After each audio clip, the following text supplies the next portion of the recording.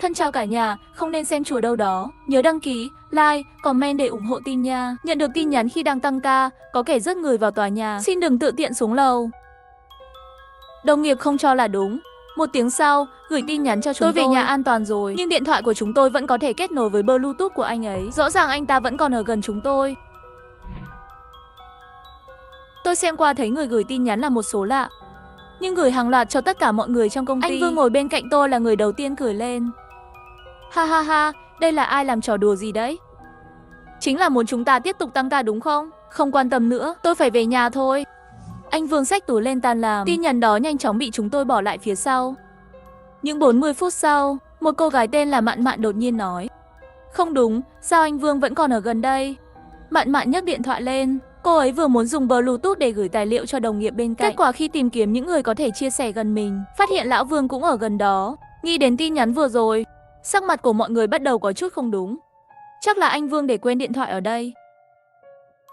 Chúng ta giúp anh ta tìm, ngày mai đưa cho hắn, ông chủ nói trong nhóm. Chàng trai tên Bồng Cầu lập tức gọi cho anh Vương. Điện thoại quay số, bốn phía đều yên tĩnh. Đây là anh Vương gửi tin nhắn trong nhóm. Có chuyện gì? Bồng Cầu sửng sốt trả lời, anh đang ở đâu vậy? 2 phút sau, anh Vương trả lời, tôi vừa về đến nhà. Sao vậy? Nhìn thấy tin nhắn này. Bồng Cầu rất tức giận. Còn nói dối nữa, chúng tôi đều kết nối được với Bluetooth của anh mà. Anh trốn ở đâu? Cậu ta gọi được nửa chừng, định gửi đi. Nhưng đột nhiên chiếc điện thoại bị Mạn Mạn cướp lấy. Sắc mặt của Mạn Mạn rất trắng. Cô ấy nói, đừng trả lời, người gửi tin nhắn không phải là anh Vương. Mạn Mạn giơ ngón tay lên và chỉ vào giao diện trò chuyện. Mọi người nhìn xem, anh Vương thường gửi tin nhắn không bao giờ đúng dấu chấm câu. Giữa các câu đều là dùng cách trống để xem. Mọi người đều sửng sốt, mỗi người mở điện thoại ra lật xem. Đúng là anh Vương trước đây không đúng dấu câu. Bồng Cầu gãi đầu. Cũng có thể anh ấy đã thay đổi thói quen.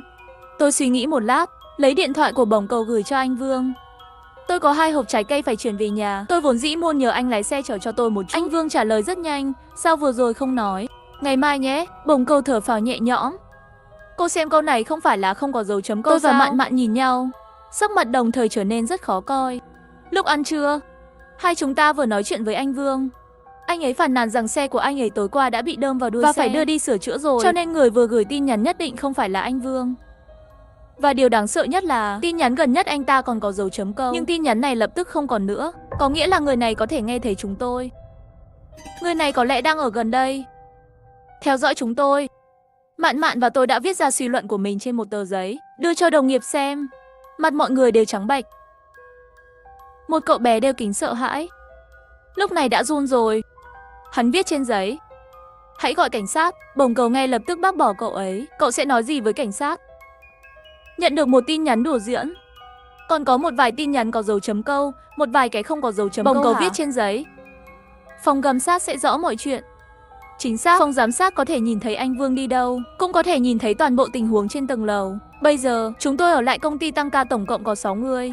Ông chủ, anh Vương, Bồng Cầu, cậu bé đeo kính, Mạn Mạn và tôi. Bây giờ anh Vương mất tích. Trong số 5 người còn lại, chúng tôi quyết định để Bồng Cầu và sếp cùng nhau đến phòng giám sát. Còn lại 3 người chờ ở chỗ cũ. Đề phòng. Bồng Cầu lấy cây gậy của mình. Ông chủ cầm một con reo quân đội Thụy Sĩ. Bồng Cầu còn lấy điện thoại kết nối video, cung cấp cho chúng tôi live stream trực tiếp những gì họ nhìn thấy. Hành lang tối om. Bồng Cầu và ông chủ dựa lưng vào nhau, di chuyển về phía trước một cách thận trọng. Khi đi qua cầu thang và thang máy, ông chủ và Bồng Cầu đều kiểm tra một chút. Thang máy đã ngừng hoạt động, trên bảng hiển thị tối đen, và cổng cầu thang đã bị đóng lại. Trên cửa có treo một cái khóa sắt. Tôi và Mạn Mạn nhìn nhau, đồng thời lấy điện thoại ra báo cảnh sát. Tuy nhiên, bất kể chúng tôi quay số như thế nào, trong điện thoại đều chỉ truyền đến tiếng bíp không thể kết nối. Tôi đã thử gửi thêm vài tin nhắn nữa. Tôi có thể gửi tin nhắn cho Mạn Mạn, nhưng khi tôi cố gắng gửi cho bạn bè bên ngoài, tin nhắn luôn hiển thị vòng tròn đang gửi.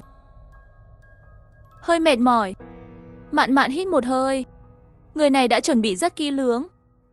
Ngay lúc này, chúng ta rơi vào cái bẫy do hắn đặt ra, chờ đợi sự tàn sát của hắn ta. Trong video, ông chủ và Bồng Cầu cuối cùng đã đến phòng giám sát. Nhưng vừa vào phòng giám sát, người đeo kính gần như không thể kiềm chế được, phát ra một tiếng kêu thảm thiết. Anh Vương, đó là anh Vương. Anh Vương trong camera giám sát đã chớp rồi. Đôi mắt trống rỗng của anh ấy nhìn chằm chằm vào máy ảnh, giống như đang nhìn chúng tôi bên ngoài màn hình. Tất cả mọi người trong khoảnh khắc đó đều cảm nhận được nỗi sợ hãi chưa từng có. Thi thể đã được tìm thấy, còn hung thủ.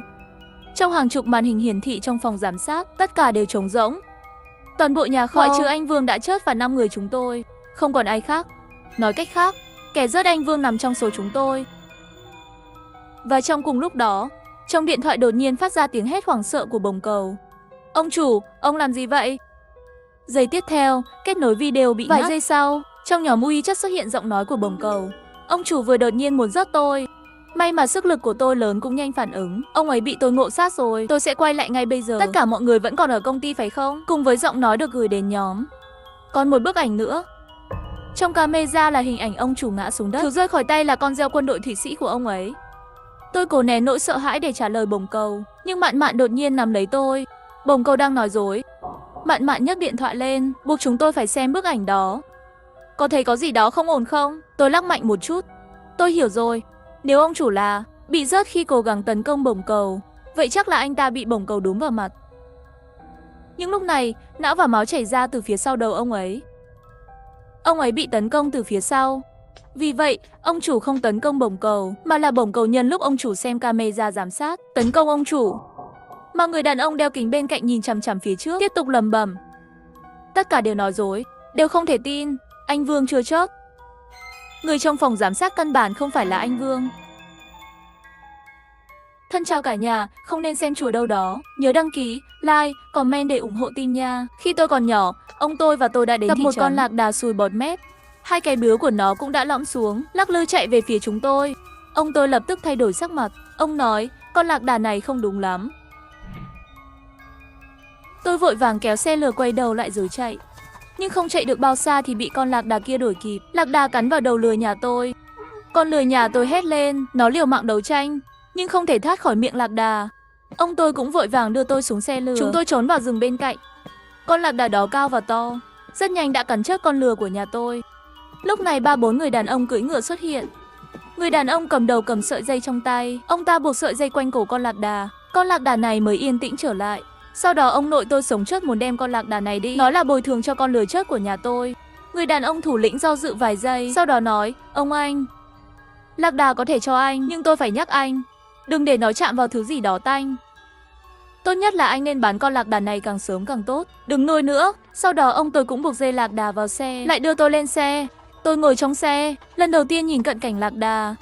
Nó rất cao, miệng cứ cử động, bọt trắng phun ra từ miệng rất hôi. Không biết tại sao, con lạc đà này cho tôi một loại sợ hãi không thể giải thích được. Cho đến khi về đến nhà, bà tôi đang ở trong sân rớt cá. Ông nội nói với bà nội nguyên nhân sự việc. Bà nội rớt xong cá, thuận tay liền ném tất cả cá cho lạc đà. Tôi cẩn thận nói, bà ơi, người nuôi lạc đà nói không được để lạc đà chạm vào đồ tanh. Bà tôi cười nói, cháu là một đứa trẻ, cháu thì biết gì. Tôi thấy lạc đà hoang chậm rãi cúi đầu, ăn hết mấy con cá đó xong, trong miệng còn phát ra âm thanh hum hum hum hum hum hum hum. Đó là lần đầu tiên tôi nghe thấy tiếng lạc đà.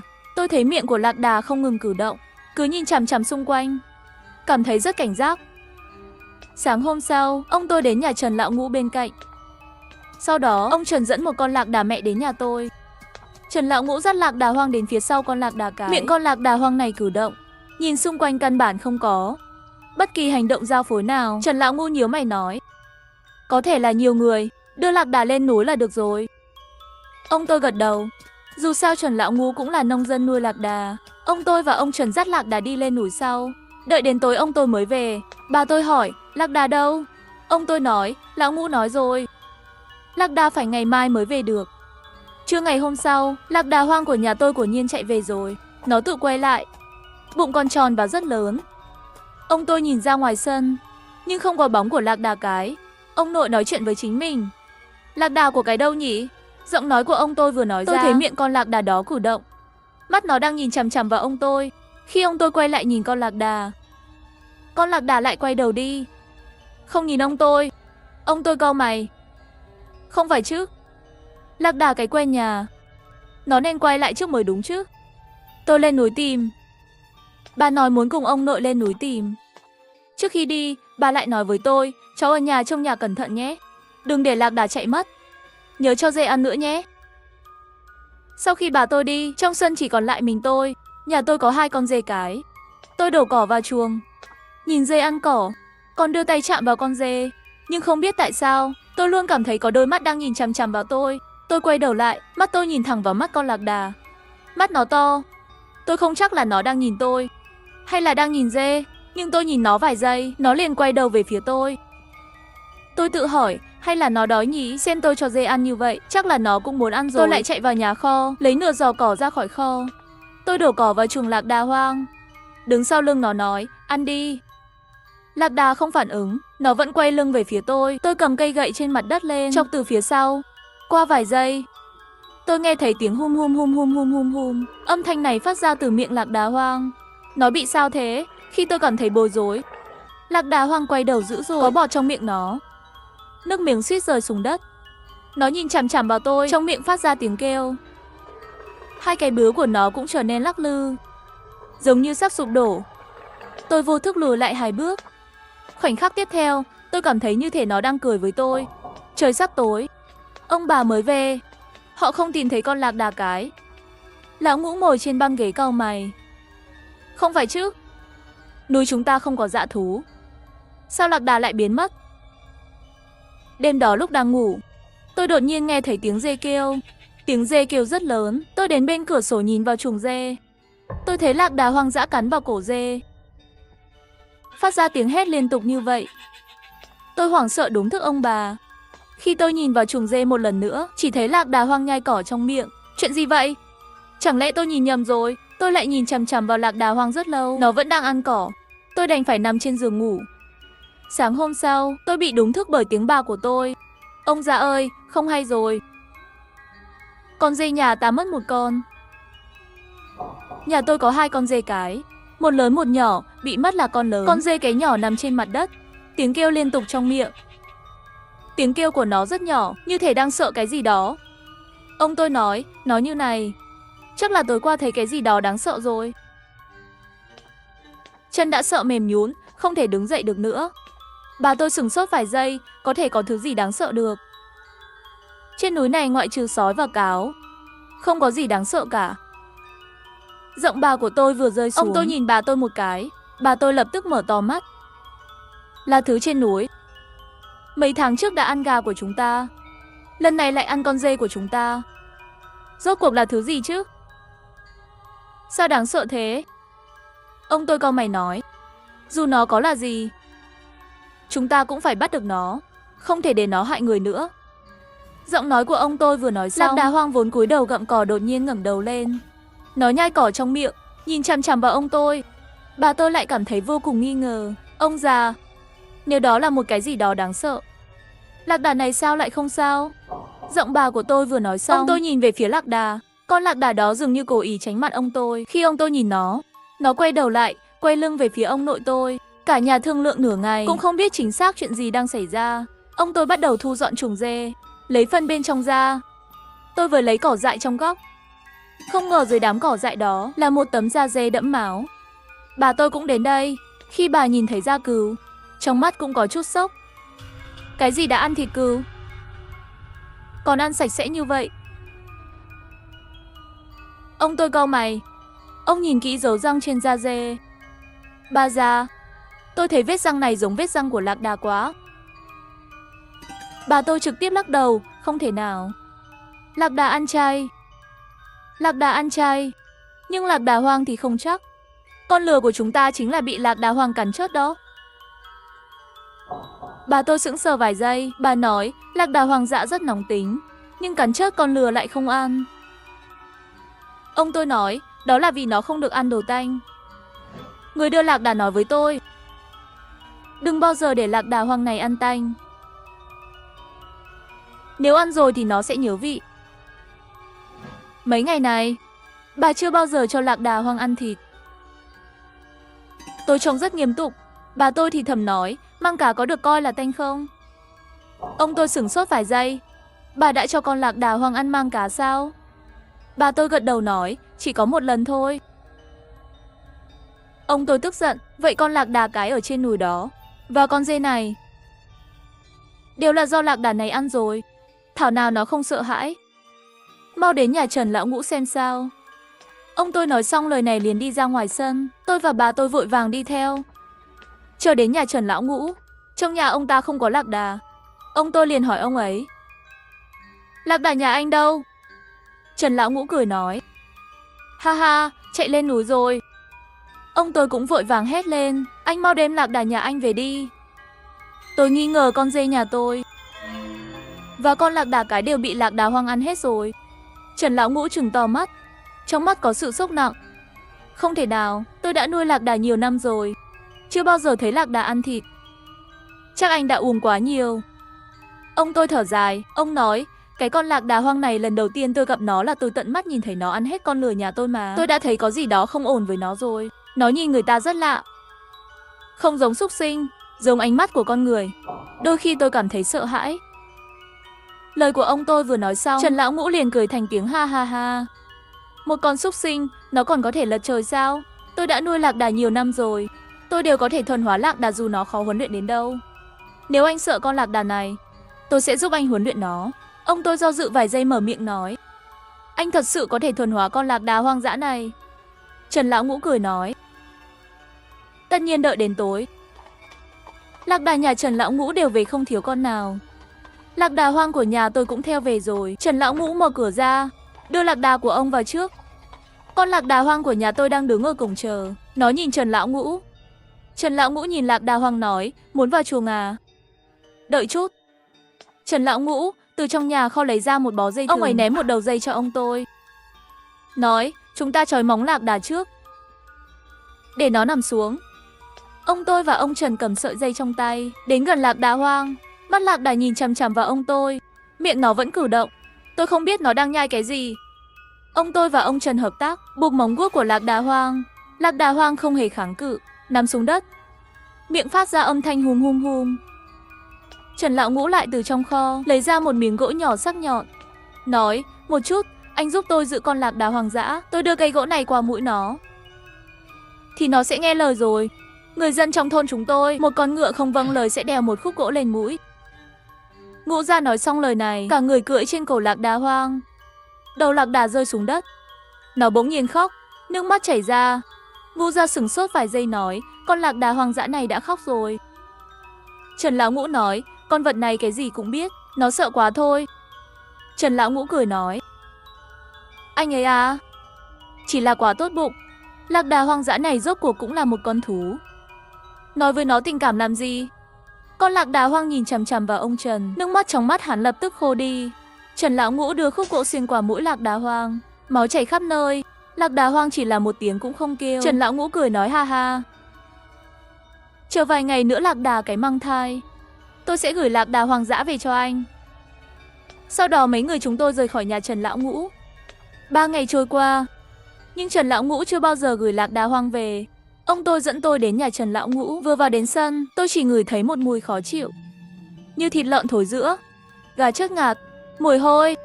Ông tôi đứng ở trong sân hô một tiếng, Lão Ngũ, nhưng không ai trả lời. Ông tôi cau mày, ông lại kêu lên, Lão Ngũ, vẫn không ai trả lời. Ông tôi dẫn tôi về phía nhà phía đông. Ông mở cửa phòng phía đông, có một mùi hôi thối nồng hơn. Trần Lão Ngũ chót rồi, ông ấy nằm trên mặt đất, bụng bị rỗng, múi bị cắn đứt, mắt vẫn mở, chớt không nhắm mắt. Thân thể Trần Lão Ngũ đầy dấu chân, hình dạng của dấu chân rõ ràng là của lạc đà. Chắc là ông ấy bị lạc đà dẫm chớt, lại bị lạc đà ăn sạch bụng. Ông tôi trợn to mắt, ông lại chạy ra ngoài. Những con lạc đà trong chuồng đều đã chớt, có con bị mất đầu, có con bị ăn sạch bụng, có con chỉ còn lại một cái da, chúng đều bị lạc đà cắn chớt. Ông tôi hét lên, không tốt, con lạc đà này sắp thành tinh rồi.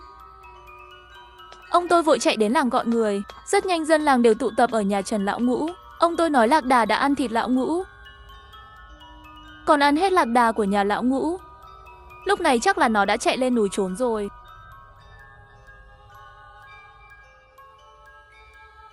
Thân chào cả nhà, không nên xem chùa đâu đó. Nhớ đăng ký, like, comment để ủng hộ team nha. Trời ơi, anh gấu đen sao lại đến đây nữa? Cứu!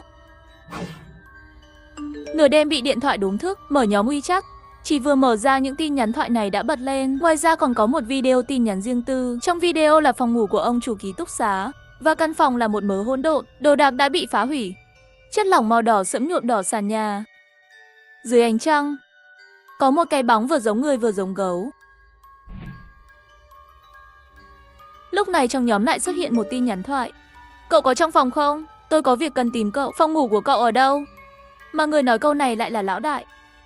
Tôi vẫn chưa kịp phản ứng, chỉ thấy tin nhắn riêng của lão ngũ gửi tôi, đừng trả lời, lão đại chớt rồi. Hắn là gấu đen, đang tìm vị trí của cậu. Tôi không thể không hỏi chuyện gì đã xảy ra. Lão đại chót rồi sao? Gấu đen là gì?